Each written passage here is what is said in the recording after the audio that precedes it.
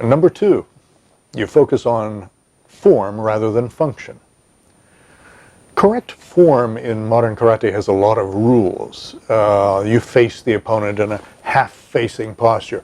You rotate your hips to generate power in your strikes. You pull the opposite hand back strongly. If you don't have your heel on the ground, you lose power. These are all myths, and we explore them in our other videos. Very often the explanation for why things are done a certain way just don't hold water. This is why I've seen people with perfect form unable to contend with a good fighter who has sloppy form. Over and over again, you see techniques being demonstrated against an assistant who performs a stepping punch and then freezes while the instructor shows the defense.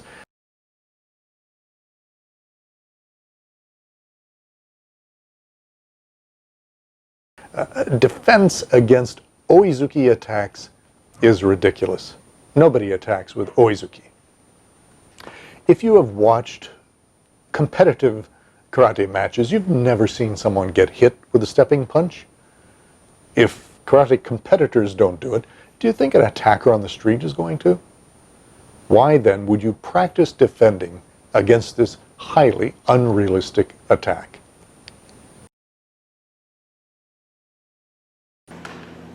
Now, the concept of the uniform itself is worth a little study. For hundreds of years, there was no uniform. Then, when Japan recognized karate as an official martial art, they insisted on a uniform and a ranking system like judo and their other arts. And it's been an interesting evolution since then. When I began training back in the 1960s, we wore the usual soft cotton keikogi that was worn in Okinawa in Japan. Now pay attention to what I'm doing here.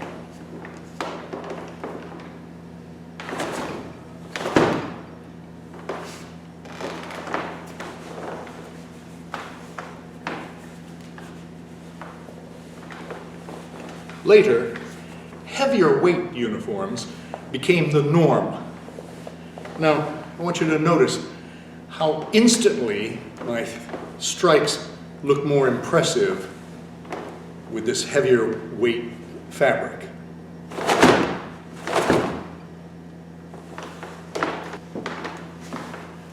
Now look at the same motions without any sleeves. Bare, just like they used to train.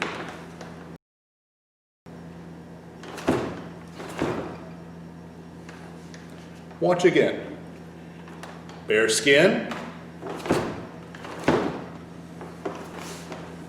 Lightweight uniform.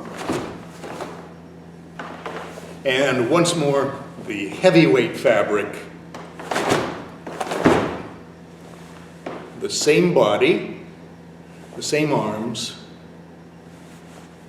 same skill, or perhaps faded skill, but different sleeves.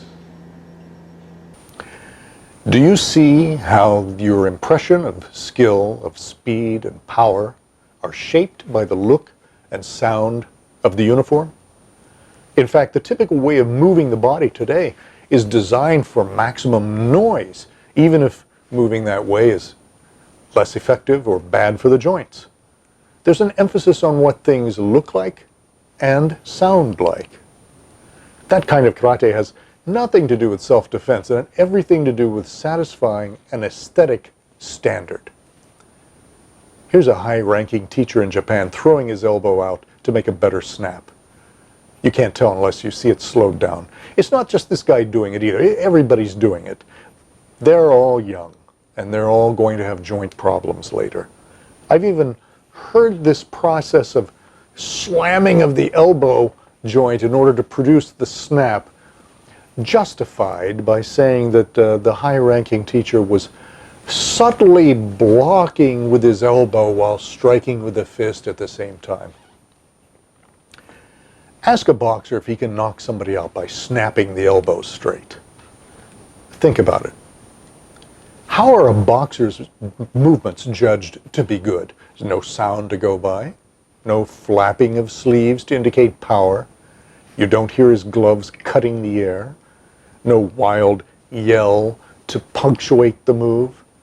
We can see fluid motion, yes, but we know that the blow is good by watching the effect on the opponent's body. Sometimes the knockout blow looks like nothing in itself. We would never know if we didn't see what happened to the opponent. Modern karate is judged by how snappy you look in the air. Old-style karate is judged by how well you're conditioned and can deliver power to a target. Effectiveness in striking is tested rather scientifically by feedback rather than by theory and how it looks in the air.